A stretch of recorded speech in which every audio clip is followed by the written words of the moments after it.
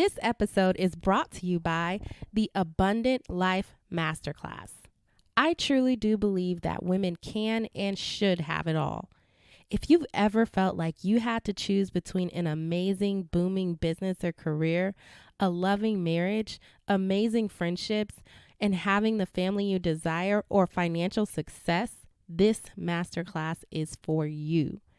I'm sharing my 5 secrets to creating a truly abundant life. Click the link in the show notes or visit mymoneymogul.com/class to sign up. Again, click the link in the show notes or visit mymoneymogul.com/class to sign up. I'll see you there. You did not wake up today to be average. So why are we living that way? I truly do believe that God wants us to be wealthy.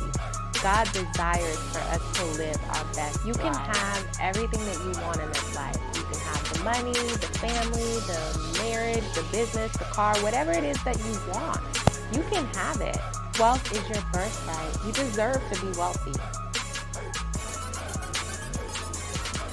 These are the secrets of a money mogul, the keys to living an abundant life.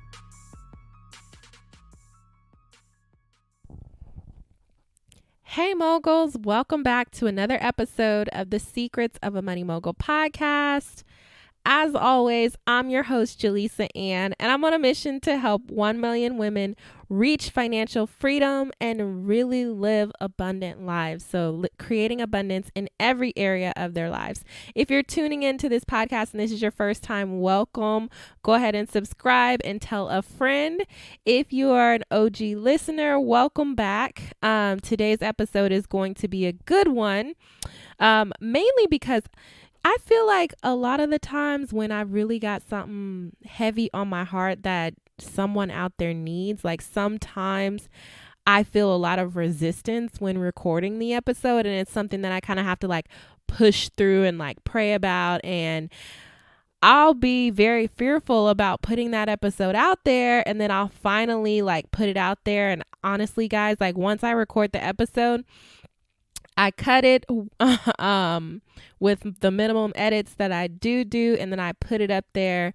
I don't listen back to it only because if I did, I probably wouldn't post it. I would be that self-critical about the episode that I wouldn't post it when I know that these episodes have been helping you guys. It has been changing your lives. I've been chatting with you guys. I get text messages. I get DMs. Even when I'm not on social media a lot, I get DMs all the time from you guys that are really just enjoying the episodes. So today is no exception at all. And let me tell y'all, when I originally sat down to record this episode, I recorded about 10 minutes in, and it just didn't feel right. I was recording an episode on fourth quarter living, which I might do later, but I really feel like God is telling me to speak about this topic, mainly because it's something that I'm going through, something that I'm learning how to deal with. And I think that when you're speaking from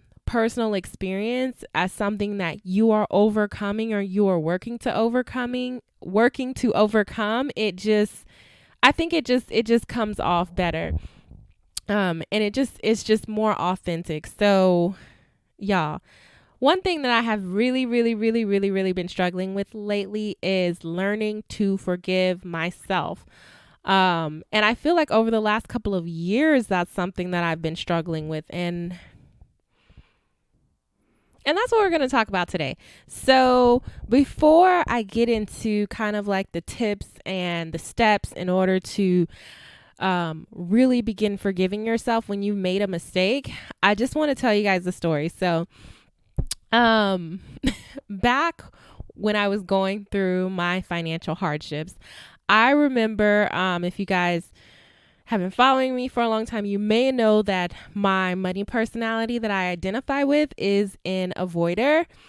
And as an avoider, I was one of the people who would completely avoid my financial situation and completely pretend like it did not exist. And I think that was just my coping mechanism. I think that that's something that I witnessed growing up. I witnessed in my mother's behavior. So it's something that I kind of picked up.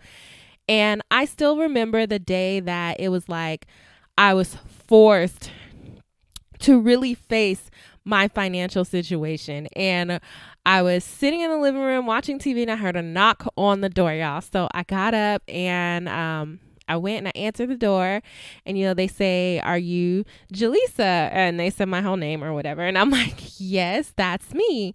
And they hand me a piece of paper, you guys. And I didn't realize it at the time, but I was actually being served. So if you guys don't know what that means, I was being served, meaning there was a court document because there was, in fact, a credit card company that I had not paid that was, in fact, suing me. So when I talk about my financial situation was bad and that it was something that I really had to heal from and overcome and really move forward, like, I'm in no way, shape, or form perfect. I never even wanted to be a financial expert, guys. I just wanted to share my story in the hopes that it would help other people. And that was one of the situations where it was like, listen, I can't avoid this. This is something that I actually have to face. This is something that I actually have to stare in the face and figure out how I'm going to get through this. But one of the real issues that I had with that, like even after getting through the logistics of like settling with the company, like making payments and all of that, like kind of bringing myself out of that, I still for so long carried so much shame and so much pain from that situation because it was like I couldn't believe that I let myself get there. And I find that there are so many other women who, not just in their financial situation, maybe it's with a bad relationship, maybe it's with a job, maybe you stayed in a position too long and you didn't apply for the promotion that you were supposed to apply for, but whatever it is, there are some things that we are holding on to and not allowing ourselves to move forward because we feel like we can't forgive ourselves for that one mistake. Like I could not move forward in my financial life until I learned to forgive myself for the past mistakes that I had made. And I would not be on this mic with y'all today had it not been for those situations. Had it have not been for that knock on the door that caused me to really confront exactly where I was.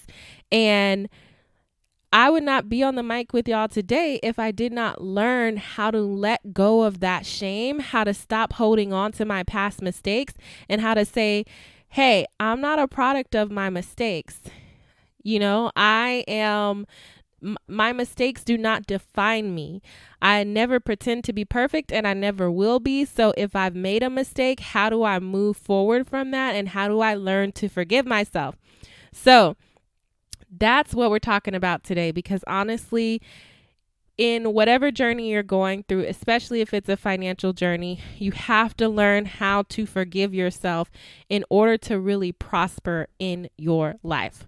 So let's talk about the first step to forgiving yourself for a mistake. First step, which is step 1, is going to be to make a list of the things that you are still holding on to that you refuse to forgive yourself for.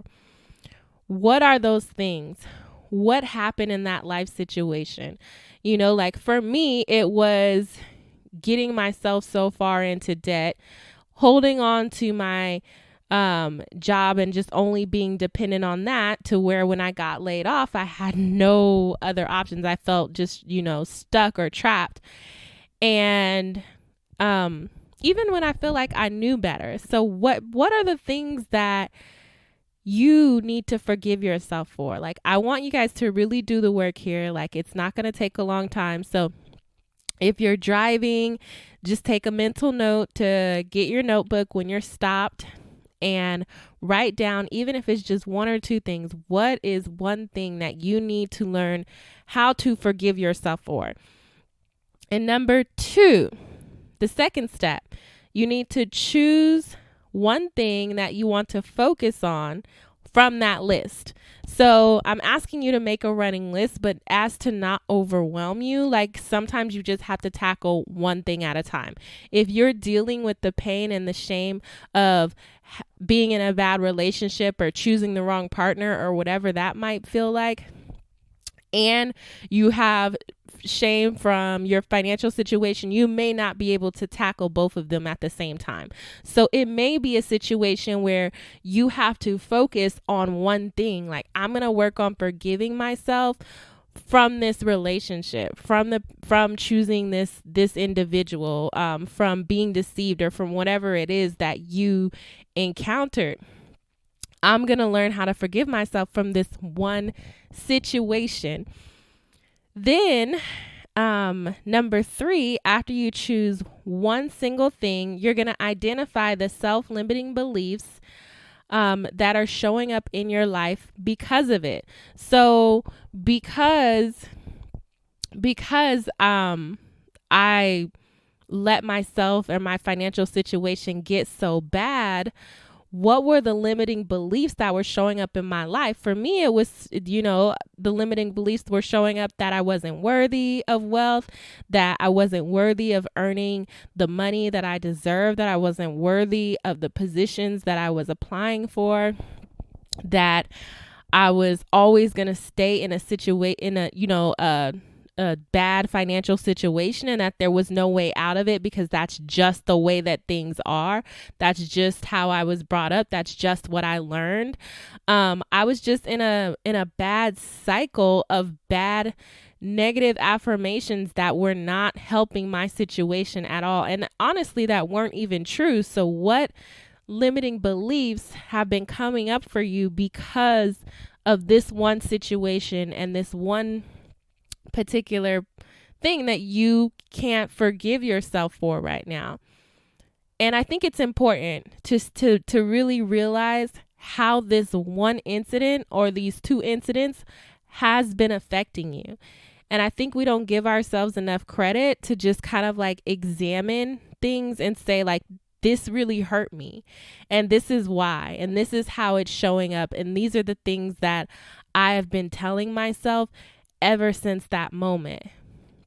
Maybe feeling like you're not worthy of love because you chose a bad partner or you had a really bad relationship. So yeah, identifying the self-limiting beliefs that are showing up in your life. So the fourth step is to identify why you did what you did. So this is a very important step because this helps you to see the full picture, right? Maybe you were maybe you made that decision because you were misinformed.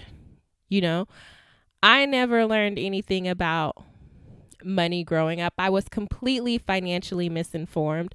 One of the things that I feel like I did do was that when I had a taste of a little money, like when I was just on the come up, like I really had made it, but I thought I had made it. I think I wanted to put on this persona that I had really, really made it. And so I used debt as a leverage to make myself believe that I was no longer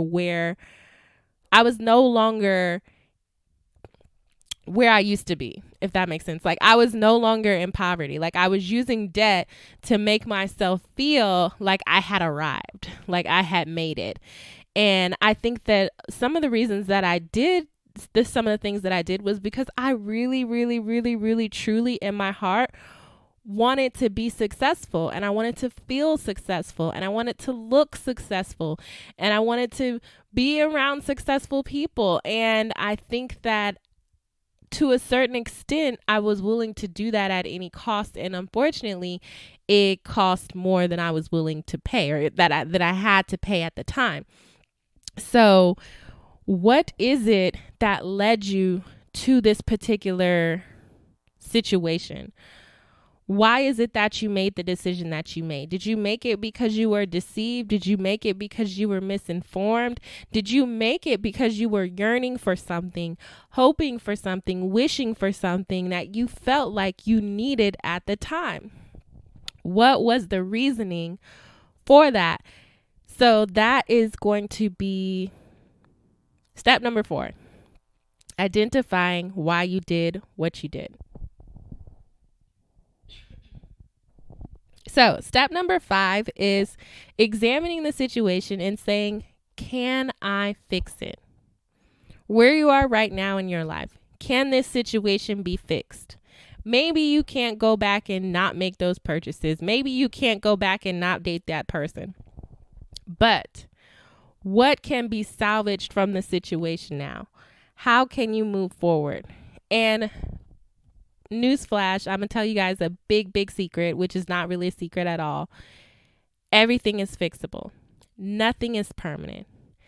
Nothing is absolute. At any moment, you can change. Your life can change. You can take steps to change anything about your life that you dislike right now. Any situation that has placed you to where you are right now, you can change that. And I think that when I realized that, I began to change. And one thing that I constantly talk to you guys about on this podcast, that I'm constantly talking to my clients about, is the ideal of time perspective. So the decisions that we are making today, we will see the fruits of those decisions years from now, months from now, weeks from now, and I think that a lot of times we don't look at the time perspective. Meaning when wealthy people make decisions, they're making decisions based on 20 years from now. And we're just thinking about right now. We're thinking about getting the instant result right now. If I can't lose 10 pounds in 10 days, then I don't want to give up Whataburger or a Chick-fil-A or whatever it is, and I've been guilty of that. If I can't lose 10 pounds in 10 days, I'm not putting down the cupcakes. But in reality, it's like if we just made these small steps, if we just took these small strides, things would begin to change, and we'll look up in 12 months later, maybe we've lost that 10 pounds or whatever. So maybe we didn't lose 10 pounds in 10 days, but maybe it took us 10 months to lose it. But is it really that bad if it took that long? As long as we still arrive.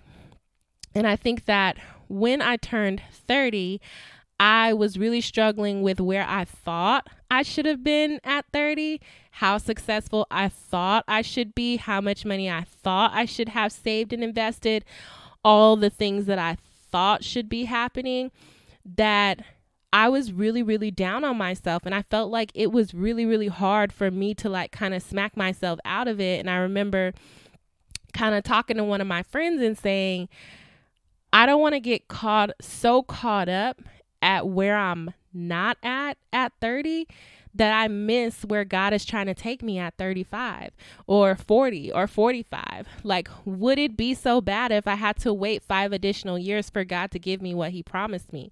Would it be so bad? And to be completely honest, no, because he didn't necessarily say that he was going to give it to me in my timing anyway. He said he was going to give it to me in his timing.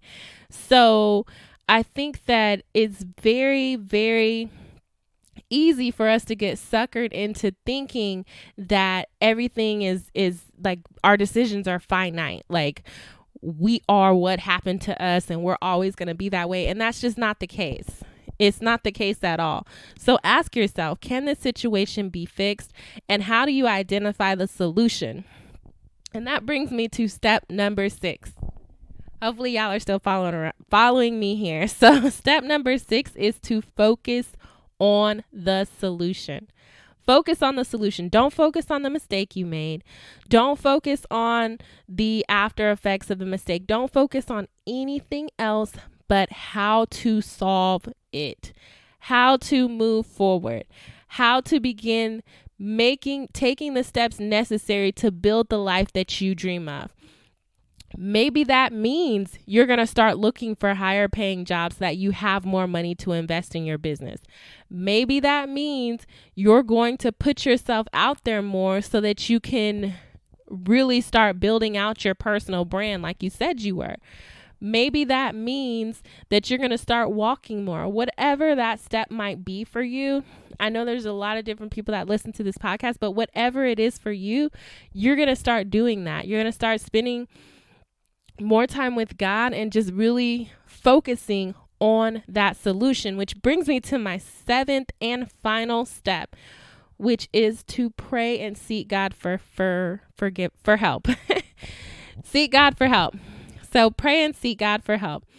So I believe that that's really how you start to forgive yourself.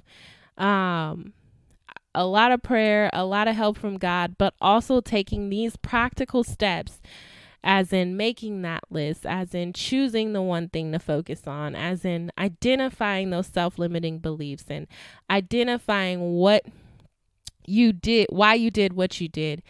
And identifying the solution and can it be fixed, and then focusing on the solution and praying and seeking God for help. That's how you start forgiving yourself. So a little bit shorter episode today. I just want to thank you all for tuning in to another episode of The Secrets of a Money Mogul. I know you know 5 people who could use this episode, so do me a favor and go ahead and share it out with 5 friends. Open up your text message app, share it out with 5 friends, and drop me a note. Let me know what you thought about the podcast, and I would love to hear your feedback. Any suggestions? I always forget to mention this, but y'all, I have a tab on my website, mymoneymogul.com/ask. It's always in the show notes, but if you click on that link, you can actually submit your question. I'm going to start doing some Q&A podcast where I'm answering your questions live on, not live, but I'm answering your questions on the air. So that's going to be your money questions, your wealth building questions, your business questions, and your questions on how you can live an abundant life. So I hope y'all have a great day, and I will talk to y'all next week. Bye.